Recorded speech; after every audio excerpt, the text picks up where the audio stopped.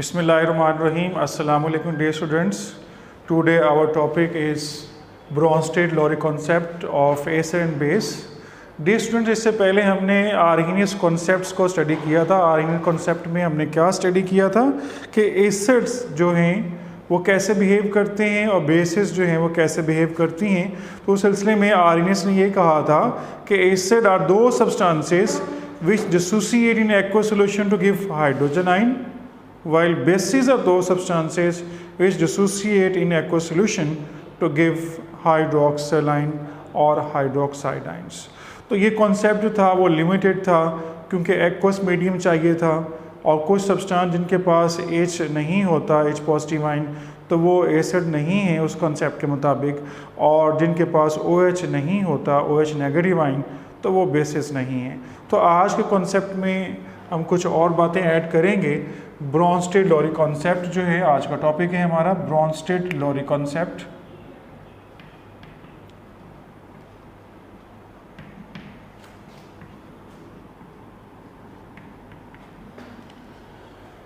Dear students, Bronsted a Danish chemist, Lowry an English chemist, both scientists, both professors independently presented the theories of acid and bases.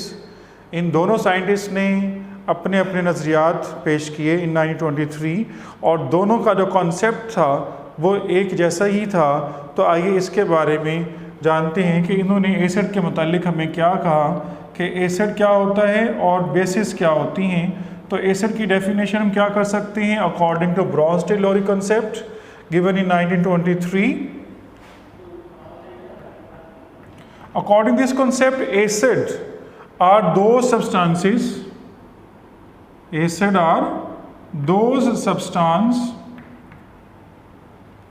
which donate protons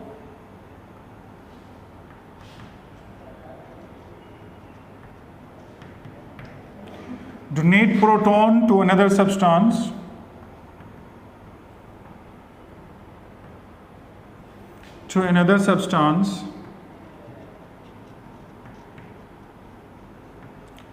while bases are those substances which has ability to accept a proton. Those substances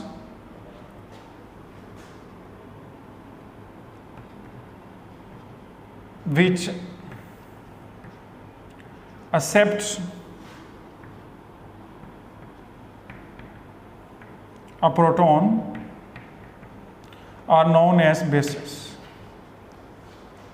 We take example to explain the acid-base concept of Bronsted-Lowry concept. For example, HCl is an acid because they give proton, H positive ion, and water is a base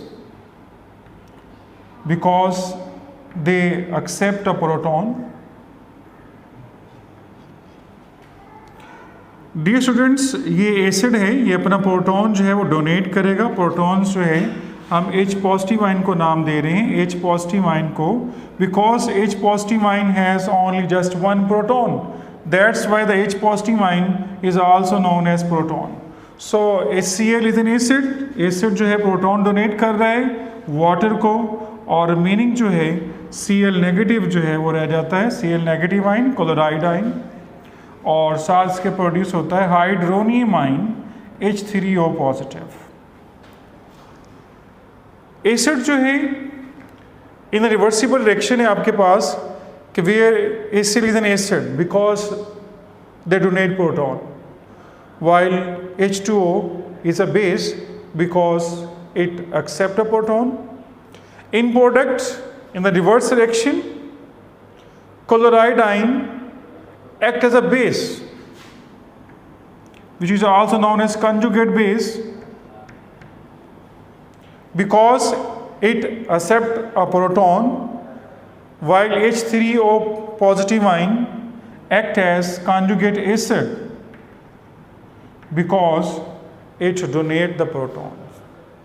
So conjugate base or conjugate acid और also defined as, इनको भी define कर सकते हैं कि conjugate base कैसे बनता है। कॉन्जुगेट बेस तब बनता है जब कोई एसिड अपना प्रोटॉन डोनेट करता है तो उसके जो रिमेनिंग पार्ट है हमारे पास वो कॉन्जुगेट बेस के तौर पर बिहेव करता है, क्योंकि वो प्रोटॉन को एक्सेप्ट भी कर सकता है, लिहाजा हम उसको क्या कहते हैं, कॉन्जुगेट बेस। यानी एसिड का कॉन्जुगेट बेस और बेस का कॉन्जुगेट एसिड होता है। इसको एसिड इसीलिए कहा जाता है क्योंकि ये प्रोटॉन को डोनेट करता है, तो लिहाजा हम इनको डिफाइन भी कर सकते हैं। कॉन्जुगेट बेस क्या होगा, conjugate base is a species, is a molecule, is an ion, is an atom, is formed by donating a proton by an acid, while conjugate acid is formed by accepting a proton of a base. तो जब base proton को accept करता है तो उससे conjugate acid बनता है, और जब एसिड प्रोटॉन डोनेट करता है तो उससे कॉन्जुगेट बेस बनता है। Let us take another example to explain the behavior of acid and base according to Bronsted concept. तो बच्चों एक और एग्जाम्पल ले रहे हैं, NH3 प्लस H2O, अमोनिया आपके पास है। In this example, water behaves as acid. In this example, water behaves as acid while NH3 behaves as base. Because water जो है वो अपना प्रोटॉन जो है वो अमोनिया को डोनेट करता है, और अमोनिया जो है प्रोटॉन को एक्सेप्ट कर रहा है, तो it behaves like a base and it behaves like a acid. So in this case, in this example, the product is NH4 positive and OH negative. Dear students, NH4 positive ion जो है आपके पास produce हुए हैं, ammonium ion इसको कहा जाता है, इसको हाइड्रोक्सिल आयन कहते हैं। तो जैसे कि आपको मालूम है, बेस से क्या बनता है, कॉन्जुगेट एसिड, और एसिड से conjugate base.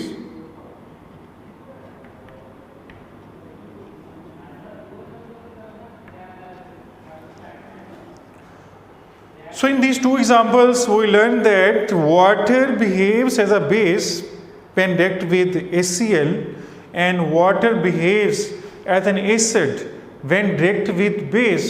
So water has two types of natures, like an acid, like a base. So we call the water is an amphoteric substance. What are amphoteric substance? Those substance which behave like an acid as well as base are known as amphoteric substance. Ji students, amphoteric substance क्या होते हैं, short question है हमारे पास। ऐसे molecule compounds जो acid की तरह भी बिहेव करते हों और बेस की तरह बिहेव करते हों, हम उनको क्या कहते हैं, amphoteric substance. So we take two example to explain the amphoteric nature. तो हमने देखा कि वाटर यहाँ पे एज ए एसिड काम करता है, वाटर यहाँ पे एज ए बेस काम करता है, इसलिए हम वाटर को नाम देते हैं एम्फोटेरिक सब्सटेंस का। तो यहाँ से हम 3 एग्जांपल्स और भी ले सकते हैं, एसिटिक एसिड की भी ले सकते हैं। तो लिमिटेशंस भी हैं इस कॉन्सेप्ट की, ये भी जो कॉन्सेप्ट था ये लिमिटेड था। तो लिमिटेशंस ऑफ ब्रॉन्स्टेड-लोरी कॉन्सेप्ट, तो बच्चों इसमें क्या लिमिटेशंस हैं, वो कहता है certain substance which behave like acid but they do not have ability to donate a protons. SO3 sulfur trioxide is an acid but it has not proton to explain by the Bronsted concept।